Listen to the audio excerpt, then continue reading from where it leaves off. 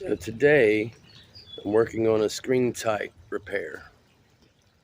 There's a small hole up there at the top. I'll see if I can't get a better, closer shot for you. But I'm kind of walk you through how to do this yourself if you have a tear or a rip or a bird flies into it or what have you. The screen-tight system is pretty versatile. It's really easy to work on. It's definitely a DIY type product that you can do yourself instead of calling it a professional. For those of you who are not aware, screentight is a screen system product that consists of a track, a bead, the screening, and a trim cap. You essentially install the track, stretch the screen across the track and run the bead into the track, and then install your desired trim cap on top. You can get more information on that at screentight.com. So the only things you're going to need to do a screen-tight repair is a ladder, some screening, maybe some of the spline if you can't reuse what's there, and the screen-tight tool. So it's a little hard to see, but we have a rip in the screen right there. It's causing a little ripple across it. We're going to go ahead and replace this whole section. So the first thing you want to do is remove all the trim.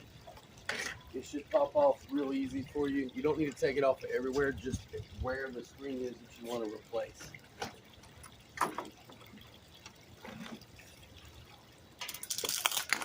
It's pretty simple to get into. You usually get your fingernail behind there and pull them off.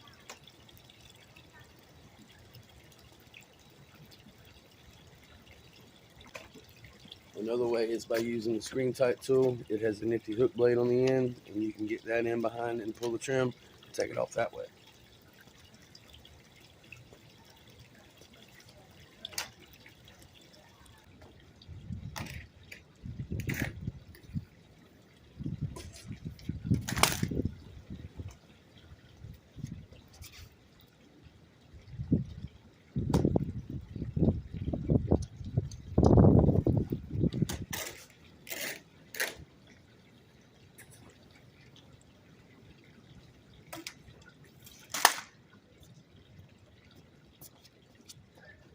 Wait and get the top when I get up there because I don't want any wasted motion. So we're going to replace this whole screen because it's 8 foot tall.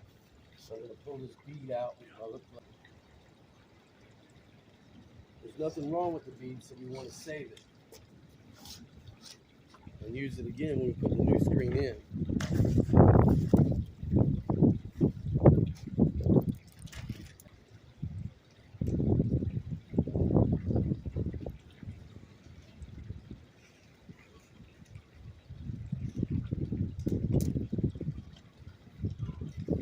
Stick these through my ladder so that I've got them while I'm up in the air, easy at my hand.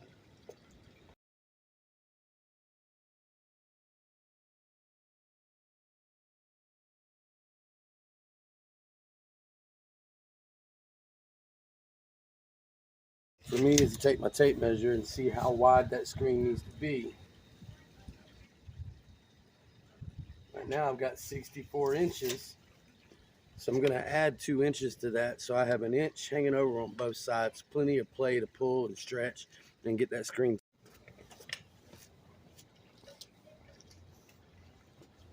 Easiest way I've found is to roll the screen out like that.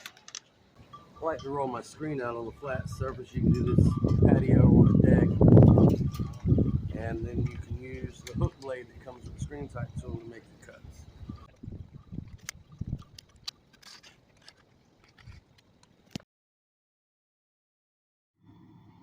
So I'm rolling the screen into the track first, and then I lay the bead across where I've already rolled the screen in. It just makes it go easier. You want to work across that top as far as you can reach, and then I like to work down each side to a point where I don't need that ladder again. So I'm working that bead across the rest of the top, and then I'm going to work it down the left side and be able to move the ladder out and finish all the screening at the bottom. You want to pay good attention when you're working the second side like that to be pulling the screen tight as you're rolling that bead in. That's going to make that thing tight and kind of bounce like a trampoline when you're finished. Nobody wants a wrinkly screen. Right here I'm working the bottom end, getting that all done and tight.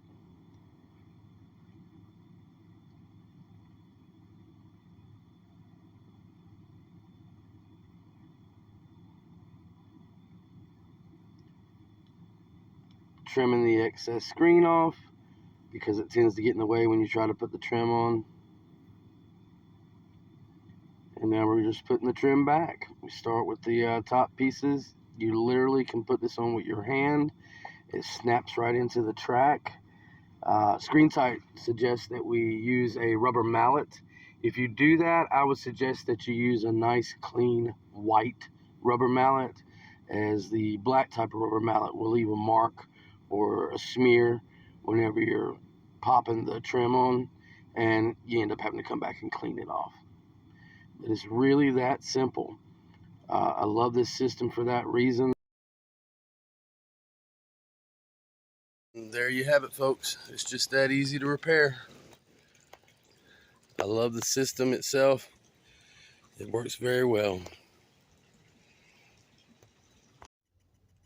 So if you made it this far in my video, I just wanted to say thank you. I appreciate it.